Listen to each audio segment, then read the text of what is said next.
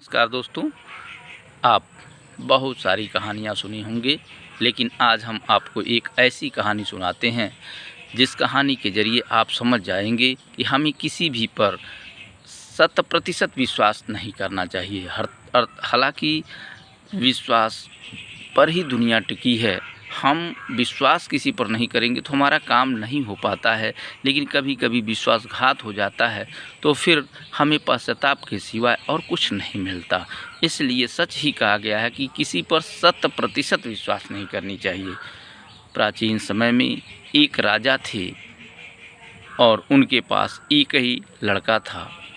किसी बात को लेकर राजा अपने लड़के पर नाराज़ हो गए और जिसे देश छोड़ कर के जाने को कह दिए। लड़का राजाज्ञा पाकर जाने की तैयारी में रहा।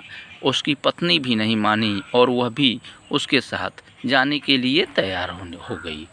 बहुत समझाया लड़का, लेकिन वह नहीं मानी और वह भी जाने लगी।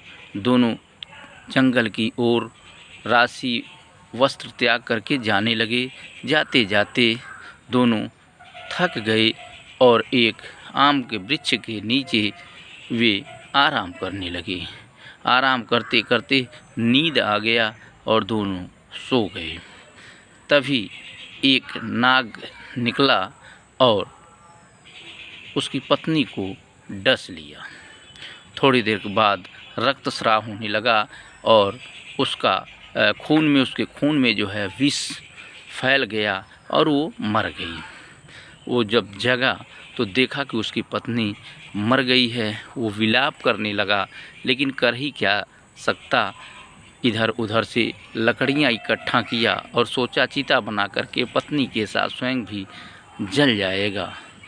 तभी इस दृश्य को पार्वती और शिव विचरण करते समय देखे। पार्वती शंकर से निवेदन करने लगी कि इसके दुख को हर लिया जाए। हालांकि शंकर जी ने कहा, सभी अपने कर्म का फल भोग रहे हैं, फिर हम ऐसे सबको सुख प्रदान करते रह जाएंगे तो फिर प्रारब्ध का कुछ मतलब ही नहीं रह जाएगा। लेकिन पार्वती के हठ पर शंकर जी को झुकना पड़ा और वो आए। इसने सारी बात बताया। शंकर जी कहे, देखो उसकी उतने ही उम्र थी, वह 20 वर्ष उम्र लेकर आई थी। 20 वर्ष की उम्र पूरा हो गया, अब वह यहाँ से चली गई। तुम्हारी उम्र 65 वर्ष की है, जिसमें से तुम 25 वर्ष बिता चुके हो। 40 वर्ष और शेष है। एक विकल्प है, यदि आप अपने उम्र का 20 वर्ष उसको दे देते हैं तो वो 20 वर्ष जीवित रहेगी और दोनों लोग 20-20 वर्ष रह सकते हैं। खुश हो गया बेचारा पति और वो शंकर जी के अनुसार संकल्प लेकर के और गंगा जल से उसकी हथेली पर रखा और अपना 20 वर्ष देने का वादा किया। संकल्प लेते ही वो खड़ा हो गई और वो जाग गई। वो समझी कि हम नींद से जगे हुए हैं, लेकिन इसने सारा दास्तान सुनाया। फिर दोनों आगे बढ़े। जाते जाते प्यास लगी, देखा एक कुटिया पे दोनों रुक गए।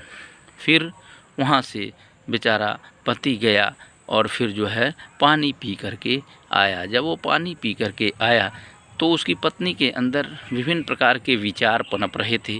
सोच रही थी कि इसके साथ जंगल में ऐसे भटकना पड़ेगा।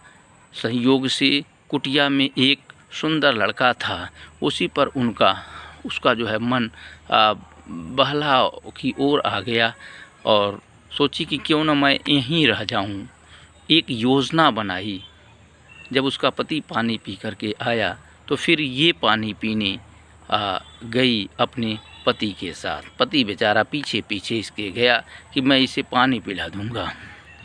कुएं में से जब ये पति पानी निकाल रहा था कि पीछे से धोखा दे करके पत्नी ने उसको कुएं में धकेल दिया। वो कुएं में गिर गया और फिर ये वापस चली आई और फिर कुटिया में जो सुंदर राजकुमार की तरह लड़का था, युवक था, उसके साथ ये दोनों कहीं चले गए। फिर कुछ राहगीर आ रहे थे, उन्हें प्यास लगी। कुएं में झांका पानी पीने के लिए तो देखा कि एक युवक इसमें निकलने के लिए छटपटा रहा था। संजोग से उसके हाथ में एक रस्सी लग गई थी, उसी के सहारे वो बचा हुआ था। फिर उन लोगों ने उसे निकाला, उसने पूरी दास्तान सुनाई। वो राहगीर उसे अपने वहाँ ले गए और उसे काम धंधे दे दिए। संयोग से जिस नगर में वो थे, उसी नगर में उसकी पत्नी भी उस युवक के साथ रहती थी। धीरे धीरे उस युवक का सारा धन जब समाप्त हो गया तो वह उस पत्नी को जो है नर्तकी बना दिया और नाच गाना कर करके वो कमाने खाने लगी और जीविकोपार्जन करने लगी। संयोग से वहाँ एक महल में उस नर्तकी का प्रोग्राम लगा था, जहाँ यह भी गया हुआ था। नर्तकी के जाल में फंसकर सब ढेर सारे इनाम दे रहे थे। ये भी उसका पति भी वहाँ गया था। ये भी अपनी अंगूठी निकाल करके इनाम स्वरूप उसे दे दिया। नर्तकी उसे देख करके, अंगूठी देख करके उसे पहचान ली और फिर उसे जो है जब अंत में जब उस जिस महल में ये हो रहा था प्रोग्राम, उससे कहा कि महाराज, आपके वहाँ एक चोर बैठा हुआ है और आज हमें एक भी रुपया मत दीजिए, लेकिन उस चोर की गिरफ्तारी करा लीजिए। पूछा कौन चोर? उसने उसकी तरफ इशारा कर दिया। फिर वो गिरफ्तार हो गया। गिरफ्तार करने के बाद चूँकि सारे लोग इस नर्तकी के चक्कर में फंसे हुए थे, इसलिए उसके पति को मृत्यु दंड दी गई। उसने कहा कि मेरा एक सुन लीजिए, मेरे अंदर कोई कमी नहीं है, मैं निर्दोष हूँ। उसने पूछा कैसे? उसने कहा कि सारा दास्तान बताया। फिर उस महल का जो राजा था वो कहा कि इसका मतलब जब तुम संकल्प वापस कर लोगे तो ये फिर से मर जाएगी? कहा हाँ, इसको जो मैं संकल्प करके अपना 20 वर्ष दिया हूँ, यदि इसी को कह दे कि जो मुझे ये दिए हैं वापस हो जाए तो ये मर जाएगी। फिर उसी तरह हुआ और नर्तकी चूँकि जानती ही नहीं थी कि उसका पति उसे जिलाया है, इसलिए वो बहुत धड़ल्ले से गंगा जल लेकर के कहा कि वो व्यक्ति जो मुझे कुछ दिया है मैं उसे वापस करता हूँ।